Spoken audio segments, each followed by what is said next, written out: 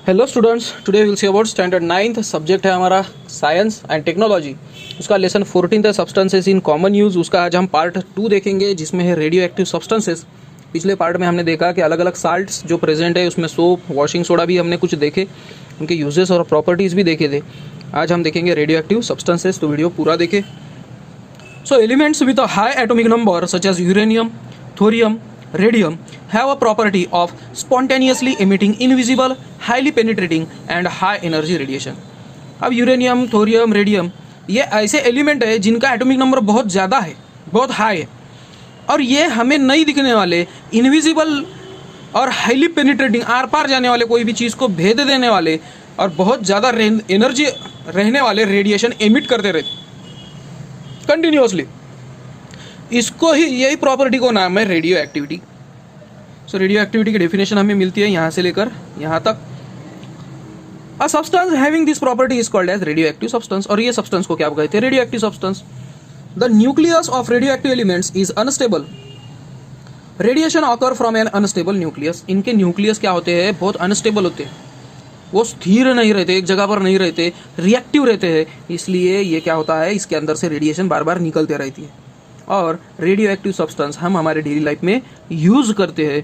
पहले हम इसके बारे में थोड़ा पता करेंगे कि इसमें अल्फ़ा, बीटा और गामा रेस कैसे कनेक्टेड है, कैसा उसके इन्वेंशन बोलने से अच्छा डिस्कवरी हुई। So radioactive nature of radioactive radiation देखेंगे। 1889 में रुदरफोर्ड इन्होंने डिस्कवर किया कि रेडियम, इससे दो टाइप्स के रेडिएशन निकलते हैं जिसको अल्फ़ा और बीटा उन्होंने नाम दिया। फिर विलार्ड इन्होंने थर्ड टाइप डिस्कवर किया जो कि था गामा रेडिएशन। ठीक है। 1902 में लॉर्ड रुदरफोर्ड ने एक मेथड इन्वेंट की। रुदरफोर्ड और विलार्ड इन्होंने स्टडी किया वो रेडिएशन, रेडियो एक्टिव एलिमेंट का। वो पर्पस के लिए उन्होंने क्या किया पता है क्या? उन्होंने एक रेडियो एक्टिव सब्सटेंस लिया, रेडियो एक्टिव सब्सटेंस को एक थिक लीड बॉक्स में प्लेस कर दिया। प्लेस करने के बाद यहाँ पे एक स्लिट रख दी जिसमें एक छोटा सा पिन होल रख दिया। स्लिट मतलब एक छोटी पट्टी, और पिन होल एक छोटा सा बारीक होल रख दिया जो कि क्या होगा, एक ही रेज इसमें से जानी चाहिए। और यहाँ पर पॉजिटिव निगेटिव टर्मिनल दे दिए।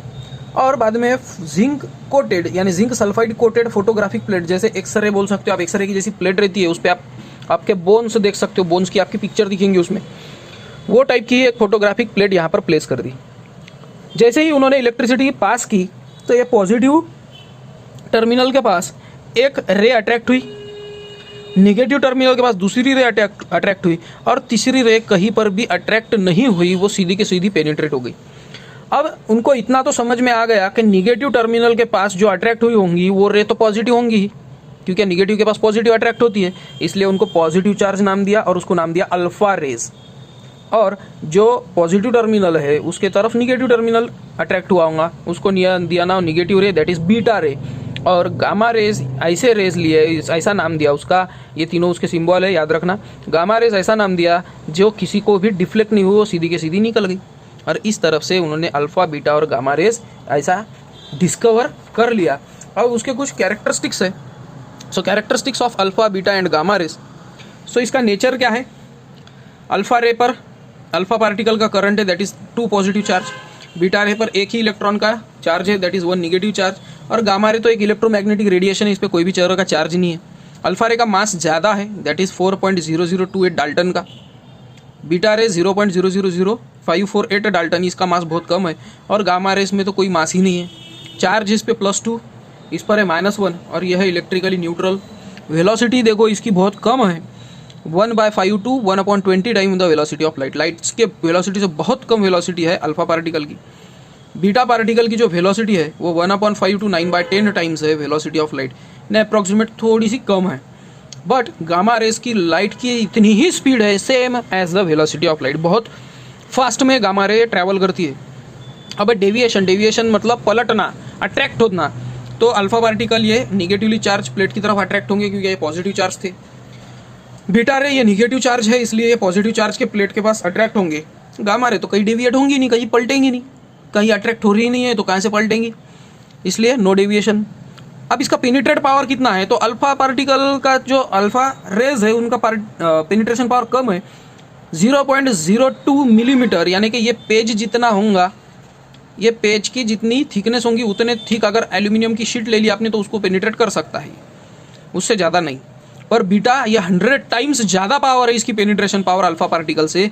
ये 2 मिलीमीटर तक की शीट को, यानी कि अप्रॉक्सीमेट 20 पेजेस आप ले सकते हो, 20 या तो फिर 15 पेजेस तक के, इतने को ये पेनिट्रेट कर सकती है, इतने थिकनेस को। बट गामा रेस ये 15 सेंटीमीटर थिक लीड स्क्रीन को तक पेनिट्रेट कर सकती है, जो कि है 10,000 times more penetration of the alpha particle. Alpha particle से 10,000 टाइम्स ज़्यादा पेनिट्रेशन पावर रखती है गामा रेस। फिर है आयोनाइजिंग पावर के लूज और गेन करने का जो पावर है इलेक्ट्रॉन का, इलेक्ट्रॉन लूज नहीं तो गेन करने का जो पावर है उसको कहते हैं आयोनाइजिंग पावर। तो इसका बहुत हाई पावर है, का लो है, इसका बहुत लो है। और पावर टू प्रोड्यूस फ्लूरोसेंस, चमकने की क्वालिटी, तो अल्फा पार्टिकल बहुत ज़्यादा ब्राइट चमकते हैं, बीटा पार्टिकल बहुत ही कम चमकते हैं, नहीं समझ के चलो। और गामा रे उससे थोड़ा सा, इससे अच्छी क्वालिटी बोल दी जाएंगी इसको, कि थोड़ा ज़्यादा चमकते हैं, तो लो पावर है एक हिसाब से। अब ये रेडियोएक्टिव आइसोटोप्स का यूज़ कैसा करते हैं, तो एक मिसकंसेप्शन है, लोगों को सिर्फ ये लगता है कि एटम बॉम्ब बनाने में ही रेडियोएक्टिव आइसोटोप यूज़ करते हैं। बट ये जो रेडियोएक्टिव आइसोटोप है इसको तो एटॉमिक बॉम्ब तो बनाती ही है, साथ ही साथ scientific research, agriculture, industry, medicine etcetera में भी रेडियो एक्टिव सब्सटेंस यूज़ किया जाता है। और रेडियो एक्टिव सब्सटेंस ये दो टाइप से यूज़ किया जाता है। एक तो रेडिएशन का यूज़ करते हैं, या तो फिर रेडियो एक्टिव एलिमेंट खुद उसमें इन्वॉल्व करके भी क्या करते हैं, उसका यूज़ करते हैं। तो उसके बाद है रेडियो एक्टिव आइसोटोप्स, इनका अलग अलग फील्ड में यूज़। तो ये यूज़ तो पढ़ने का ही है, मैं थोड़ा सा आपको एक्सप्लेन कर देता हूँ कि इंडस्ट्रियल फील्ड में कैसे कैसे यूज़ करते हैं। तो पहला है रेडियोग्राफी, कि इंटरनल क्रैक होंगे, कोई ख़राब होंगे, क्या आयरन आर्टिकल्स जो कास्ट कर रहे होंगे, बना रहे होंगे, उसमें कोई खराबी तो नहीं आई, या कहीं पर दाग वगैरह तो नहीं लगा, ये चेक करने के लिए गामा रेस का यूज़ किया जाता है। Measurement of thickness, density of level, thickness देखनी होगी एल्यूमिनियम, प्लास्टिक, आयरन शीट में, वो चेक करने के लिए भी रेडियो एक्टिव सब्सटेंस का यूज़ किया जाता है। Luminescent paint and radioluminescence में भी रेडियो एक्टिव सब्सटेंस जैसे कि radium, promethium, tritium with some phosphor are use to make certain objects visible in the dark. तो ल्यूमिनेसेंट पेंट में भी और रेडियो ल्यूमिनेसेंट में, यानी चमकने का जहाँ पर काम होगा वहाँ पर इसका यूज़ किया जाता है ल्यूमिनेसेंट का। सिरेमिक आर्टिकल में, यानी सिरेमिक टाइल्स में, प्लेट्स में अपन यूज़ करते हैं इसको। फिर एग्रीकल्चर में इसका यूज़ कैसे करते हैं, the genes and chromosomes that give seeds property like fast growth, higher productivity can be modified by the means of radiation. कम सीड्स आना, एखादे पेड़ पर ज़्यादा फ्रूट्स लगना, इसके लिए उसके वो प्लांट की फास्ट में ग्रोथ होना, इसके लिए भी रेडियो एक्टिविटी यूज़ की जाती है, उसमें रेडिएशन का यूज़ किया जाता है। और रेडियो एक्टिव आइसोटोप जैसे कि कोबाल्ट 60 है, ये फूड प्रिजर्वेशन का यूज़ करता है, खाना ज़्यादा देर टिकना चाहिए, खाने के जो प्रोडक्ट्स है वो ज़्यादा देर तक टिकने चाहिए, इसके लिए भी ये यूज़ किया जाता है। जैसे कि कोबाल्ट 60 एक रेडियो एक्टिव आइसोटोप है। ओनियन, पोटैटोज, ये इनको स्प्राउटिंग नहीं आनी चाहिए, इनको कोम्ब नहीं फूटनी चाहिए, इसलिए इनको गामा रेस की इन पर इरिडिएशन किया जाता है, रेडिएशन इस पर मारा जाता है। स्ट्रॉन्टियम 90 ये कैंसर के ट्रेसर यूज़ किया जाता है अलग अलग क्रॉप्स के रिसर्च में। उसके बाद है मेडिकल साइंस में क्या यूज़ किया जाता है, तो पॉलीसिथेमिया नाम का एक प्रॉब्लम है, एक डिसीज़ है जिसमें ब्लड सेल्स बहुत फास्ट में ग्रोथ होते हैं, तो फॉस्फोरस 32 इसमें यूज़ किया जाता है। बोन कैंसर अगर होगा तो स्ट्रॉन्टियम 89, स्ट्रॉन्टियम 90, समैरियम 153 और रेडियम 223 ये उसमें बोन कैंसर के ट्रीटमेंट में यूज़ किया जाता है। हाइपरथायरॉयडिज्म में जो थायराइड ग्लैंड है, अपना गला जो है ना बहुत बड़ा हो जाता है, तो इसमें वेट लॉस होता है, भूख तो बहुत लगती है बट वेट लॉस होते रहता है। इंसोम्निया होता है, यानी कि निद्रानाश बोलते हैं उसको, नींद न लगना, तो उसमें भी क्या करते हैं, आयोडीन 123 यूज़ किया जाता है। ट्यूमर का डिटेक्शन करने के लिए भी रेडिएशन का यूज़ करते हैं। बोरॉन 10, आयोडीन 131, कोबाल्ट 60 ये ब्रेन ट्यूमर के डिटेक्शन में और ट्रीटमेंट में यूज़ किया जाता है। उसके बाद है hazards of radio active substances and radiation. The CNS that is central nervous system is affected by radio active radiation. इससे हमारे ब्रेन पर बहुत बेकार इफेक्ट पड़ता है, हमारी ब्रेन इससे डैमेज हो सकते हैं, हमारे ब्रेन के सेल्स, हमारा DNA स्ट्रक्चर तक खराब हो सकता है। जैसे कि hereditary defects are generated by bombardment of radiation on DNA in the body, हमारे बॉडी के DNA तक रेडिएशन जा सकती है। Radioactive radiations can penetrate the skin and causes diseases like skin cancer और ल्यूकेमिया। जो रेडियो एक्टिव रेडिएशन है ये हमारे स्किन के आर पार जा सकती है और इसके हिसाब से स्किन कैंसर तक भी, और ब्लड का एक प्रॉब्लम है ल्यूकेमिया, उसको भी ये ला सकती है हमारे बॉडी में। The radioactive pollutants creates due to the explosions enter the body through the air and it is difficult to control them.